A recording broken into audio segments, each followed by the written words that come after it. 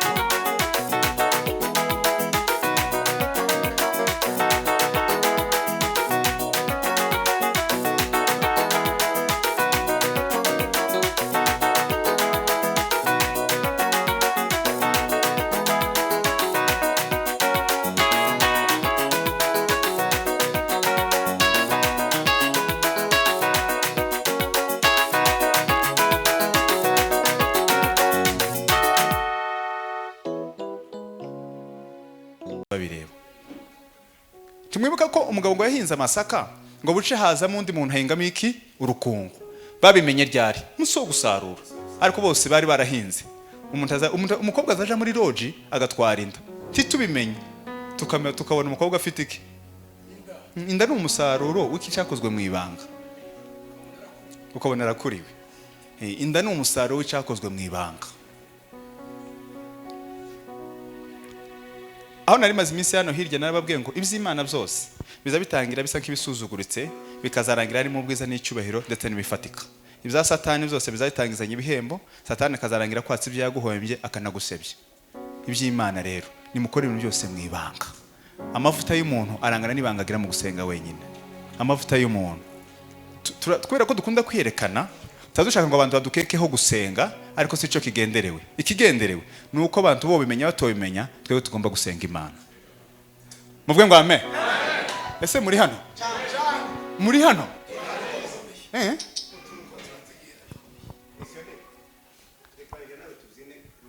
Ni bacuranga mukonga, ni bacuranga n'etsungu n'ucuranga. Ngacuranga konga pa bihute. Ka kompanyema.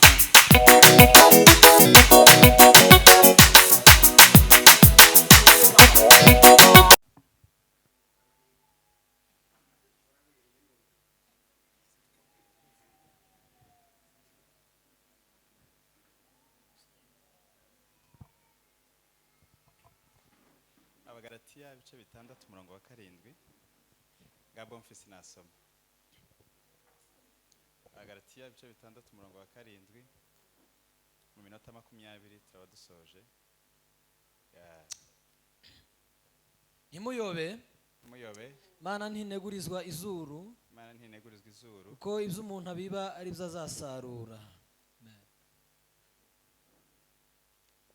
Abana bari bagize bari basa nk'abarangaye. Ntimuyobe, Mana ntinegurizwa izuru, kuko ibyo umuntu abiba ari byo azasarura. Amen. Nishimiye kandi mwihangane murebe hano tuvuge minota 20 bampaye tuhita dusoza. Twishimiye kuba hano hantu mu kabiri. Imana ishimwe. Buriya ngeze muri Kenya inshuro hafi 16 kuva mu 2019 zirenga ntekereza, ariko mu kabiri nshobora kuba mpabaye kabiri.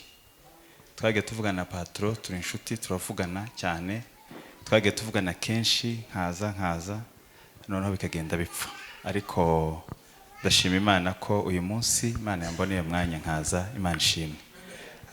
Ndashimira kubona abakozi Imana batandukanye. Ndashimira no mu itorero rya Roboti baramerutse kunyakira mu kwezi gushize. Imana bamushe, Imana agize neza. Venko Imana gomushe kuva Bukavu. Abakozi b'Imana bari hano Imana bagire neza.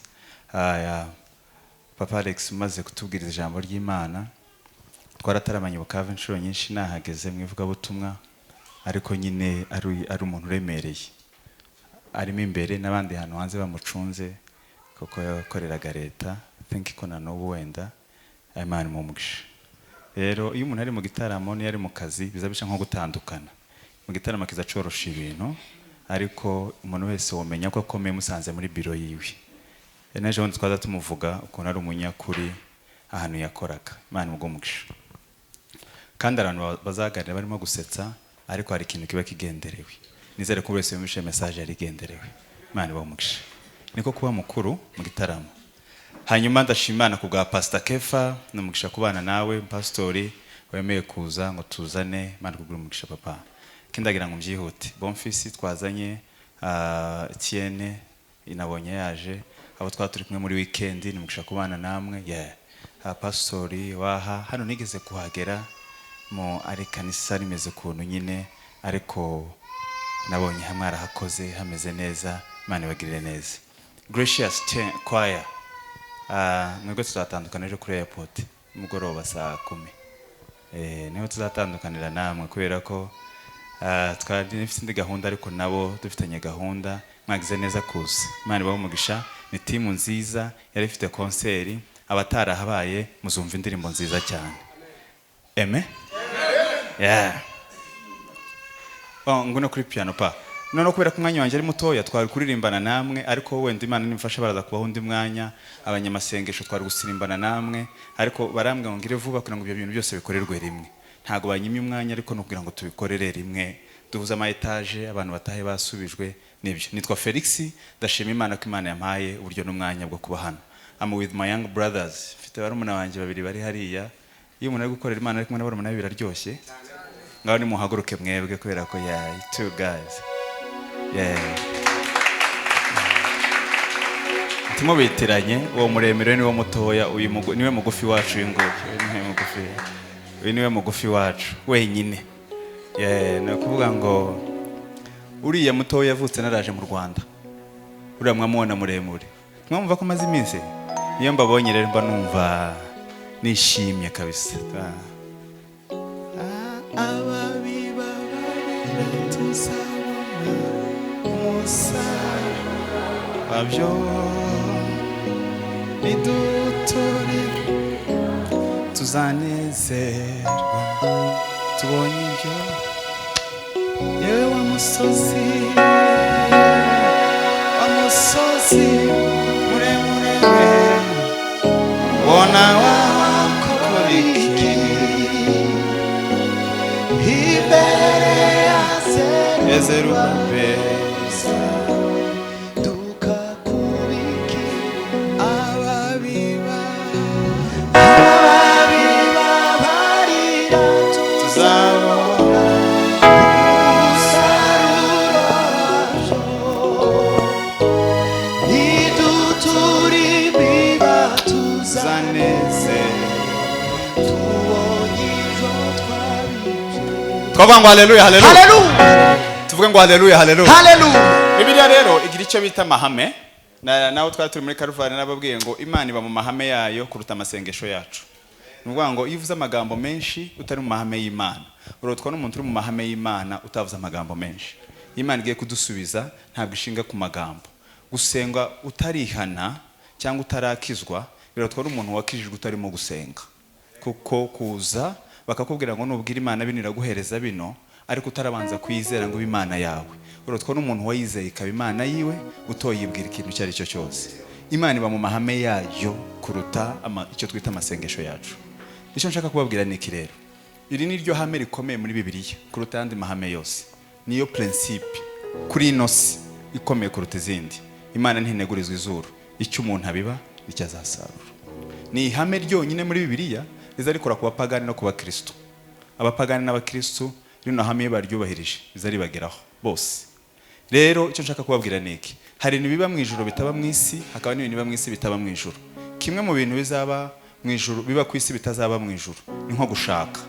Abahungu baranga bantama mutarashaka, mu ijuru nta gushaka bihari, ni mu bikore hakiri kare. Hari igihe umuntu azama yitinza gusa nko ku bushake, mu ijuru nta gushaka bihaba, ni ibya hano ku isi. Ihame rero rikomeye kuri ino si kuruta yandi, icyo umuntu abiba nicyo asarura. Ako karumvikanye? Nimuvuge ngo amen. Icyo nshaka kubabwira ni iki, ndashaka kubabwira mu magambo ahinnye make kandi mbivuge vuba vuba. Amahame 7 yo kubiba no gusarura, icyo bita amahame 7 agize kubiba no gusarura. Ihame rya mbere, imbuto umuntu abibye niyo azasarura. niyo ugomba kubimenya. Imbuto bibye nizo usarura. Mu gitabo cya Luka 6:44 igiti cyose kimenyekanishwa n'imbuto zacyo, ntibasoroma imbuto z'umutini ku mugenge cyangwa imizabibu ku mufatangwe. Wahinze umufatangwe azasarura umufatangwe, wahinze umugenge azasarura umugenge, wahinze umwembe azasarura umwembe, wahinze avoka azasoroma avoka. Nitugera mu ijuru, Imana ntizambaza ko Felix abantu batankundaga, ntabwo ibizi. Imana izambaza umuntu umwe ntakundaga. Ikindi basuga gusarura imbuto yitwa gukundwa, ikindi no guhinga imbuto yita gukunda. Bwana asifiwe. Ikindi basuga gusarura imbuto yitwa gukundwa. Iyo imbuto nyisaruye ushaka no kwisarura ku giti utabibye. Ariko ikindeba no gusarura imbuto yitwa gukunda. Hari ibintu bibiri nanda mbivuga ejo muri Karuvali abantu benshi batagira kandi bigura ubusa, ni ukuri n'imbabazi. Umuntu adaje gukunda umuntu, kuvugisha ukuri bikamugora cyane, ka umunyamanyanga bikamugora, kabeshya nta mushizeho pressure atahiwiwe. Icya kabiri, abantu bazaje kubabarirana utukosa tuno dusanzwe two mwisi. Umuntu akazabanza gakanyaraza ukagira ngo niki cyateye, kandi Yesu yarakubabariye. Ni ukuvuga ngo ikitureba niki no gusarura imbuto ushaka kurya ari igomba guhinga kameme. Nimba abantu bashaka kuba abanyamasengesho ni musenge, nimba mushaka kuba bavuga butumwa ni musome ijambo ry'Imana, nimba mushaka kuba baririmbyi beza ni muhimba indirimbo, nimba mushaka kuba abanyamuziki beza ni mwige senti, nimba mushaka kuba pastori beza ni mukurikiza amahame y'ijambo ry'Imana. Niyo principe gusa, si ukubyifuza, ntabwo ari ikindi. Imbuto umuntu ashaka kurya niyo azahinga. Ako karumvikanye? Isame rya kabiri, we determine the size. No kuvuga ngo umuntu agena umusaruro atarahinga. Pastor Kefu niyo mpamvu igitabo cy'Abakorinto cyavuze ngo ubiba nkeya azasarura nkeya, ubiba nyinshi azasarura.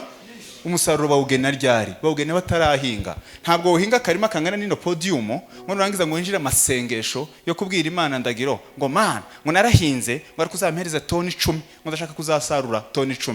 Uri umusazi. Imana ntishobora gukora ubwo, ntishobora kuduconfusinga kuri ubwo buryo. Nta mwari muri concert noneho mugiye mutahimbye indirimbo ngo nimugera murakora amasengesho ngo Mana nguze kuduha icyo tubasha kuririmba. Muri abasazi. Nimureke ibyo ngibyo, nimugene umusaruro mutarahinga. Niba ushaka kuzosarura ibiri 10 by'ibigori uzohinga ahantu bosarura ibiri 10. Jewe narenze imbere ngo bagiye kubaka inzu ngo baza bahera kuri fondation. No, ntabwo bahera kuri fondation ku musingi, baheraho inzirangirira. Umuntu azayicara inzu y'ibyumba 3 ifite saro na sara manje douche 2 nini, wasoza ugakubita ipiki ugatangira fondation. Aho nabimenye ryari? Namenyeje ubundi mbonye umuntu nk'umugabo waza wubaka inzu yiwe, arangije kuyubaka agesheje nkaha ngaha abona amafaranga, ahita abwira umu engineer ngo sarse twayigira etage. Umu engineer amubwira ngo kera byararangiye, ntabwo bukigize etage byararangiye. Tibazagena umusaruro bageze aha ngaha, bazagena umusaruro batarahinga. Dufite abantu bazavira mu rugo iwabo patro bavuga butumwa n'urugero nkuko kwawe. Ntutegure, ntusenge, wagera hano ngo Mana nguze kumpa amavuta. Avuye he ntaco wateguye? Ntibazagena umusaruro bageze hano, bazawugena uzuko bazogutumira. Muvuga ngo amen. Umuntu uzaba ngo uzoba pastori akongera umukunga atagira Bibiliya, uzoba pastori w'umuswa. Bazagena umusaruro batarahinga. Tubabwira Imana ngo uzogufasha kuba pastori mwiza wabugezeho. Umaze kumenya ko uzomo, tangira ubwira Imana ngo uzome kuba pastori mwiza. Ijambo nasomye muri Bibiliya bwa mbere mu 2014 mu kwezi kwa gatandatu iba muri Yakobo ibice 3:13. Ninde munyabwenge muri mwe w'umuhanga yerekana imirimo ubugwaneza afite ubwenge. Niba muhorana amakimbirane n'intonganya ntimukabyirata ngo beshe rukuri, ubwo ntabwo ari ubwenge buva ku Mana, n'ubwenge bw'inyamaswa abantu, n'ubwenge bw'abadayimoni. Ubwenge buva ku Mana burabonene bw'amahoro buzabwemerwa kugirwa inama. 18 imbuto zo gukiranuka zibibwa mu mahoro n'abahesha abandi amahoro. Nama mbumba mbwira Imana ngo kubera ko numva nshaka kuzaba umuvuga butumwa nta bigwane nta cyabaye, nandika agapapuro kamwe kuri Prayer Mountain ngashira hano mu mufuka mbwira Imana ngo uzampa ubwenge, mfata kandi nkomeka ku gikuta mbwira Imana ngo uzompa ubwenge. 2015 irarangira nza nsoma Bibiliya, na 16 na 7 ngeramo intege nke, na 18 nkomeza gusoma. Mu 2019 mu kwezi kwa mbere ku itariki 30 muri Shalom kwa Bisenga Imana unamwaya abari bwo bantumire ndababwira ngo niba muhorana amakimbirane n'intonganya ntimukavyirata nkubeshere ukuri. Kubera iki? Bagena umusaruro batarahinga. Umugabo umwe ngo yaguze ipataro ngo asanga itamukwiriye, agere mu rugo yipime ngo ntiyamukwira. Abwira umugore ngo nacumba umutsima munini ngo ararya mpaka imukwiriye. C'est impossible. Uko umutsima wa none uratuma ipataro inkwira. Ino pataro zo gukwira hashize ku mwaka wose. nuko ngo n'imipataro itagukwiriye none si ikibazo cy'umutsima wa none, ni ikibazo cy'umutsima w'umwaka ushize. Tuvuge ngo amen. Abantu barashaka iby'Imana ntabwo ari uko. Nusoma Bibiliya uzoyimenya, nutayisoma uzoyiyoberwa. Kandi ubuzima bwose ni imbuto patron. Bwose ni imbuto. None abazi imbuto ngo gutanga amafaranga. No. Nusoma uzomenye, nudasoma ntuzomenya. Niba waje gutara mu karangara, nta curi bumenye. Nuba amaso urakimenya. Nta bindi nta zindi za haleluya zikenewe. Noneho twanane gukwepa amahame y'Imana, twiga kantu kitwa gusenga. Tugira ngo gusenga bizaza byose. Muzoreho umusaruro nimba ungana nuko tuzadusenga. Tuzadusenga amasengesho menshi, umusaruro mukeya kubera iki? Dusengera hirya y'amahame y'ijambo ry'Imana. Ihame rya gatatu ni ihame riza ryitwa ngo umunsi wo kubiba si wo munsi wo gusarura. Hazacamo igihe. Umunsi wo kubiba si wo munsi wo kugira gute? Wo gusarura. Hazacamo igihe. Patron, n'urugero nkunda gutanga. Ese turi kumwe mwese? Nguhaye igi, ufite uburenganzira bwo kurirya umureti. Nguhaye igi pa, ufite uburenganzira bwo kureka kazavamo inkoko ukarya inyama. Pa igi Kefa, ati uburenganzira bwo kutarya umureti, utarya inyama, akareka kavamo amagi 10, akarya 2, ayandi 2, 8 akavamo inkoko, akarya inkoko 2, agasigarana inkoko 6 na yindi ya mbere zikaba zibaye 7. Yahaza umureti, yari inyama, afite n'ifamu y'inkoko. Ntabwo ari ikibazo c'amagi. Mwese ryari rimwe ni ikibazo cyo kwihangana.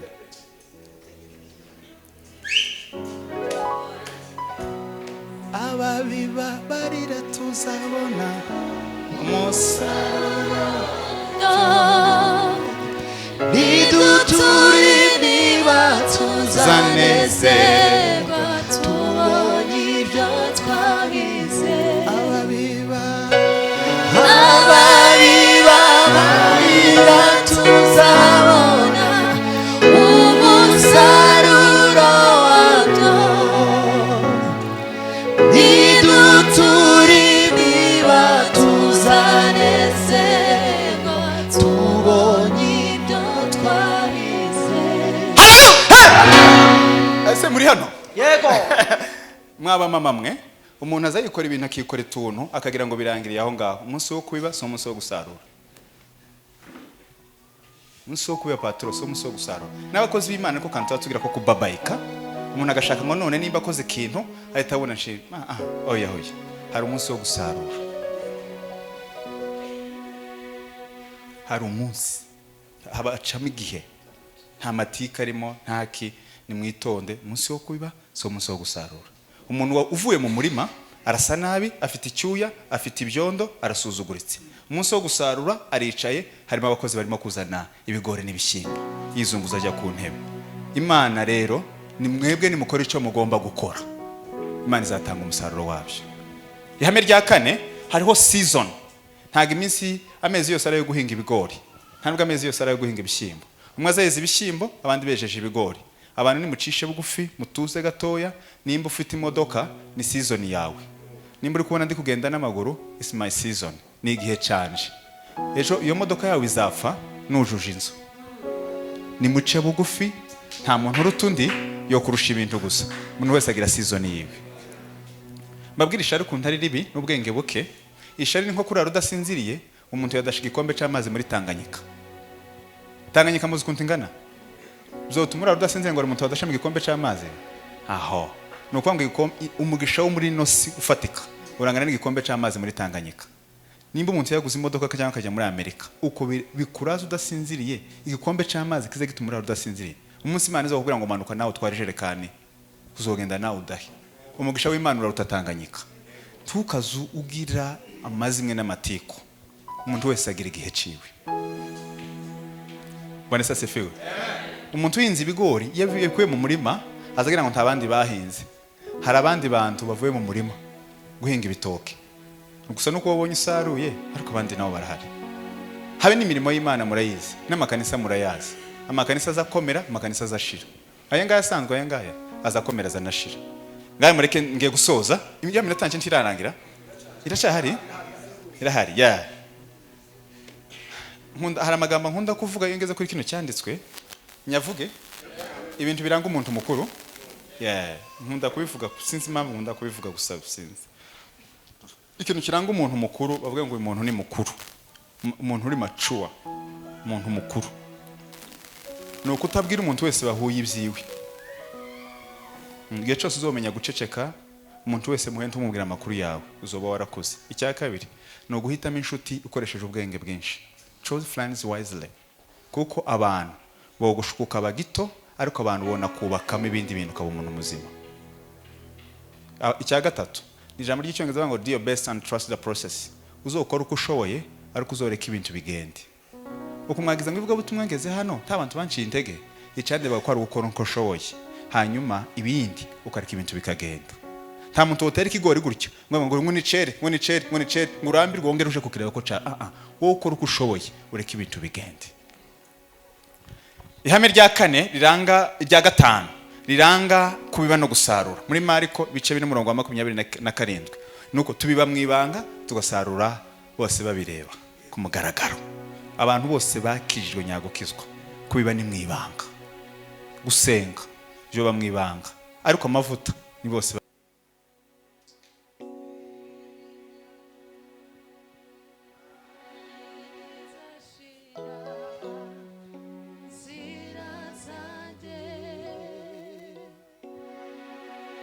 Asifiwe. Amen.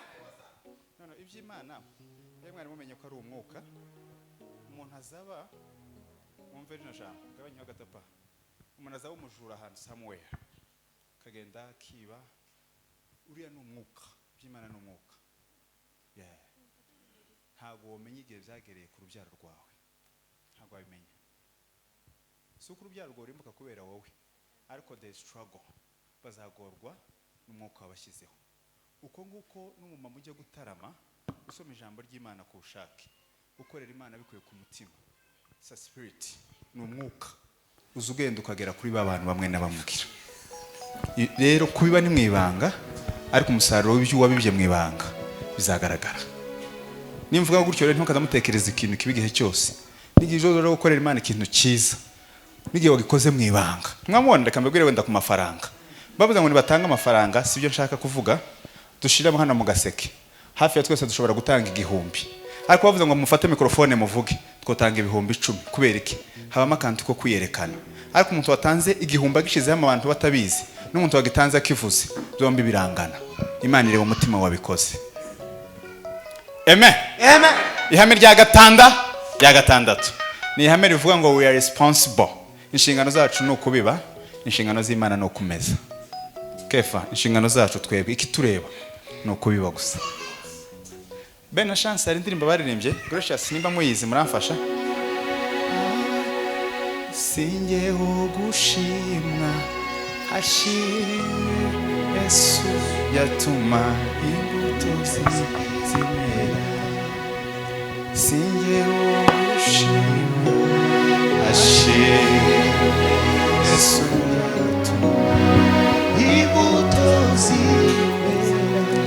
Nubwo nakomerwa amashi menye kwa taraya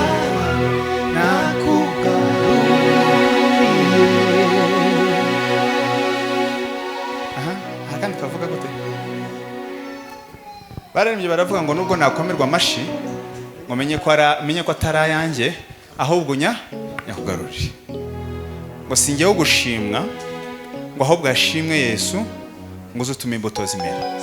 Singeho gushimwa hashimwe Yesu uzutume imbuto zimera. Patron ntabwo ari twe dukwiriye gushima. Ntimwamubona mwe muzamusengera abantu bagakira muzareke abakize aribo batumenyesha uko bakize. Nta muntu Yesu n'umwe yasengeye avuga amagambo menshi. Abo yasengeye bose yaracecetse. Twage tumenyeshwa nuko bango niwe wankijije. Kandi ikindi cya kabiri intego Yesu ntabwo kwari kudukiza imibiri. Abantu bose Yesu yakijije yongeye kubageraho. Arabaza ngo suza umuntu wagukijije ni wowe. Icyari gihagije se gukira imibiri nuko bagomba kwizera uwabakijije. Uvuga ngo amen.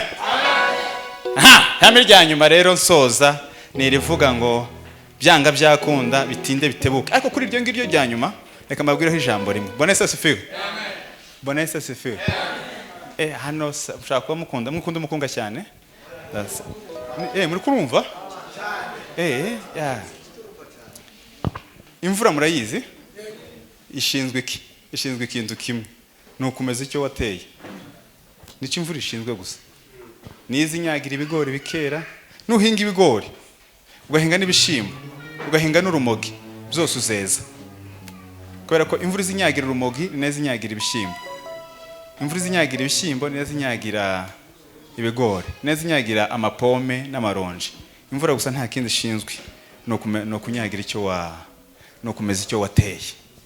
Niyo mpamvu abafite gukora ubugome Yesu ntazabambura imyaka yabageneye, ni mu bukore mu mareyo.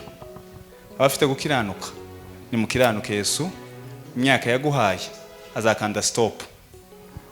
Imyaka yawe niyo mvura Yesu yaguhaye kugira ngo ukore ibyo ugomba gukora byose, ariko muri ibyo ngibyo urimo gukora hazavaho umusaruro wabyo. Muze mutekereza Imana yaduhaye Yesu yemeye kuba akabuto k'ishaka. Ni imbuto yagiye mu butaka, aravuga ngo akabuto k'ishaka ariko nyine ngo kazakera imbuto nyinshi, ngo iyo gapfuye kazakera imbuto nyinshi. Ni Yesu waza wivuga, yaza banga ibyiza byanjye nuko napfa hakazavamo ba Petero bapfa hakazavamo ba Felix. Muvuge ngo amen. Amen. Yeah. Turiho kugira ngo tuzapfe, ariko tuzapfa kugira ngo tuzazuke. Niyo principe ubundi. Turiho kugira ngo tuzapfe, ariko tuzapfa kugira ngo tuzazuke. Ihame rya nyuma ni rivuga ngo we usual, byange bitinde bitebuke bishuhe. Uwo mwana niba mwiteho bitinde bitebuke.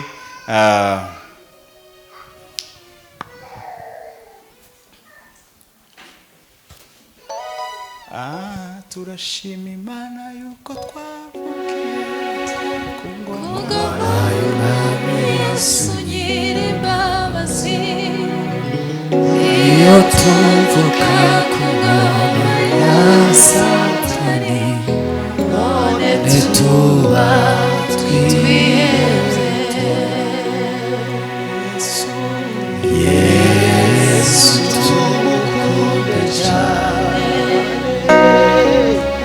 Yesu tumukunde cyane, Yesu tumukunde cyane, kuko yatwitangiye. Kwanza mwenye wasangu, haleluya, haleluya. Bwana Yesu asifiwe. Imana ntabwo, Imana ni nyamahame, ntabwo izarenganya umuntu wese ku cyo yabibye. Imana yacu ni Imana y'amahame. Nimba ari umuntu urimo gutukana, Yesu ntabwo azakurenganya, abagutuka barahari. Nimba ari umuntu urimo gusenga, nta muntu hari ikintu cyitwa legacy, ni umurage. Umuntu wese wakoreye Imana bikuye ku mutima, niwo murage wonyine ushobora gusigira urubyaro rwawe ntibazarunyage. Dosiye yawe abantu bashobora kuyigura bakazayigendamo ukaguma muri Kenya, ariko umurage wo gukorera Imana nta muntu ushobora kukunyaga. Nimba waramenye Imana neza, nta muntu uzabikunyaga. Ntawe bazakunyaga amazu, mwotaha mugasanga amazu yanyu yahiye kubera amagaze, ariko umurage wo kumenya Imana ntabwo musanga wahiye. Nta kindi kintu cyiza uretse kumenya Imana. Hanyuma ubugome n'amatiku n'amashyari mubikureho twaramenye Imana. Gusebanya, mwiyambura igomwa ryose no gusebanya n'urugomo n'ibindi mubikureho twaramenye Imana. Mu bintu bimwe nanga patro n'abanyamasengesho basenga iminsi 40 bakanga n'abantu batatu, nimukore kimwe, nimwangane, mureke no kwiriza, murye muhage, mwambare neza, mwangane mufite fresher, cyangwa musenge kamera itsindwe. Abapastori amazimwe n'amatiku bafite Bibiliya hano mu kwaha, amateoloje adashira n'ibindi bizagenda gute? Nk'aba mama, abantu bokora ubugome bafite urubyaro nabo ntago bikunda. Nigeze kubwira madamu umunsi umwe twatega ipindi, ngo nkuraho uyayo mu rwenya. Hashize ibyumweru 2 umwana wanjye aramukomangira mu cyumba aramubwira ngo mama, gusa ukuntu papa avuze ngo urakayayo. Arangije nyina sohoke asanga ndahari, arambwira ati iri jambo gavuze warivuze mu rwenya, ariko umwana yararifashe.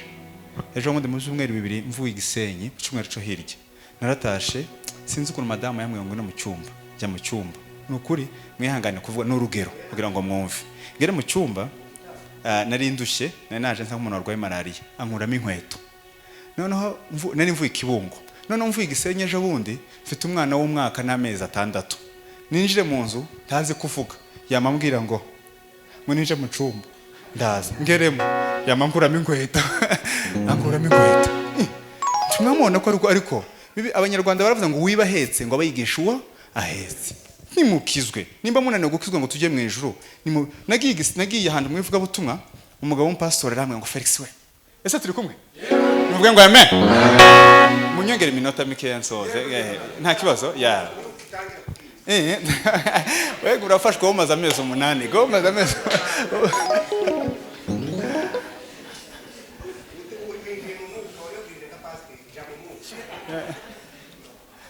yakomeje kunyita missionnaire. Iyo formation narayikoze mfite cyete cyayo numva ko narayikoze rwose. Navuye muri Ghana namaze y'amezi menshi. Wow, yeah, thank you.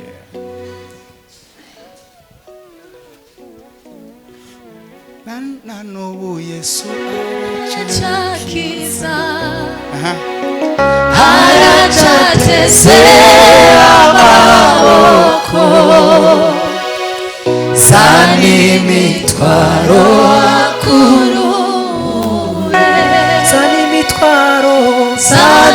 mitwaro akurure. Kandi kabango reka kureba wireba ingano y'ibyawe shirabangu ikubita imbere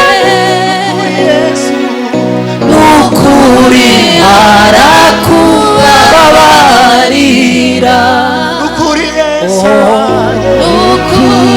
arakubabarira. Kobanga amen amen. Asa sifu.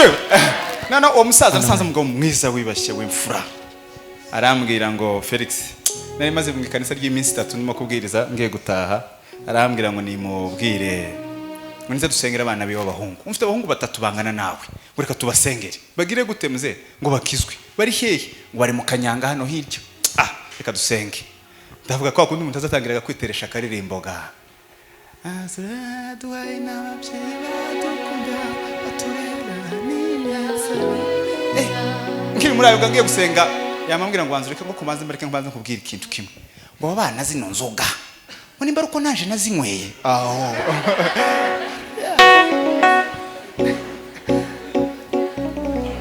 Mwabona bazabwira umwana w'umukobwa ngo reka amanyanga akazagira ngo baramwanga uzoshaka uzozara utakiyashoboye noneho utakiyashoboye abana baye mwagize ngo abana bose bagira inyota izi nyota abana bagira zo kunywa inzoga bamwe na bamwe si izabo ni izabasi abana mzo hano kuri kwima nimba umuntu azamasa gutyo ngo arasana ba nyirarume ngo kuntu wirabura ni ba nyirarume kuri yadusinyuma neza na ba muyomba na ba papa nabandi mu buryo buri spiritual umuntu atarabicyari mwegisha abafite miliya miterere.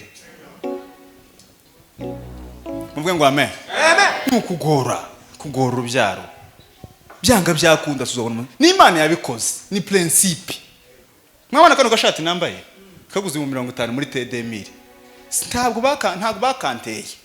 Umuntu yaje mu rugo umwana umwe wamfashe kwimuka Kigali namwe ati waramfashije ndaguha ikoti n'amashati 2 kuwa gatandatu ku cyumweru mbwirize muri gisubizo umukobwa uri muri Amerika ndakugura amashati 2 none igihe nigeze kuzibukavu madamu yigeze gusara ngo arashaka siperi nta mafaranga yayo mfite ngo ngo arayishaka sawa nzoyigura ihangane ndabwiriza umunsi wa mbere kwa kabiri kwa gatatu muri Karuvari ngiye gusoza venko haguruka umuhungu mudamu mukantuzi yamaturuka yamahaguruka nkari ati murangije igitaramo ati mutima wambwiye ngo hagira abagore bamfasha hano tuguri no mushitsi siperi baba barayiguze ariko yavuye hehe burana navuye mu rugo nabwiye madamu ngo nafata ikigo c'abana b'imfubye ati wabahe nko kubitenge hariye numva bigiye nko kumugora imbibazi rya kabitatu noneho hashire nk'iminsi nkingahe numva ageze nk'umutima wo kubitanga aje gutanga atanga 10 umugore watanze ibitenge 10 takaba tagize nzibukavu bamuha siperi n'Imana yacu niko imeze ico umuntu ayibana cyazasarura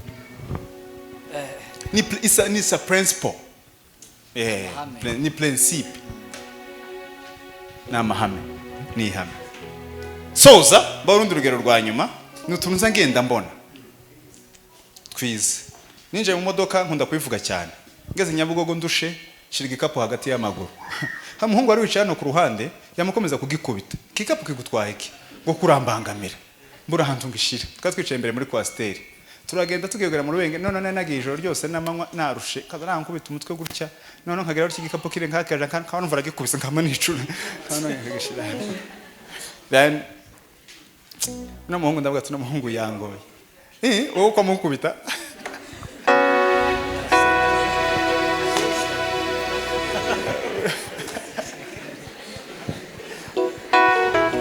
no musoda noneho ngani mugaruke no rwenya noneho agira umutima mwiza akunda kuganira noneho pato tugira hano bitarubengera umutima urambwira ngo uyu muhungu ni mugure brusheti ngura ka brusheti n'ibirayi na fanta inyange nanjye ngura ka brusheti n'ikirayi n'inyange arashuna nanjye ndashunyeho bukeya ayimare gutya atura nk'umubi nanumva aravuga ngo se kino gikapu ntikikubangamiye tukirambangamiye kino gikapu ntikikubangamiye tukirambangamiye urugendo rusigaye yagiye akintwaje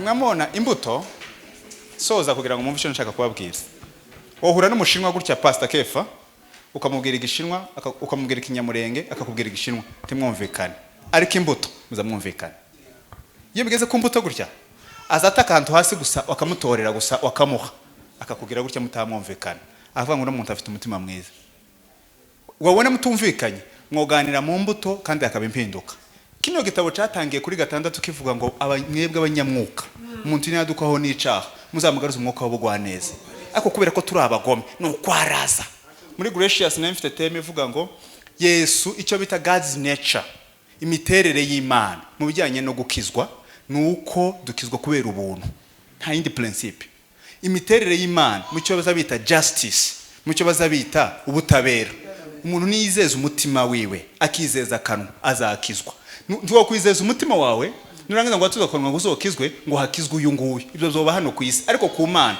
umutima wizeye n'akanwa kabyatuye niko kazagakizwa mbabwira ko ikanisa ridashaka bazimiye naryo byarazimiye bazarishake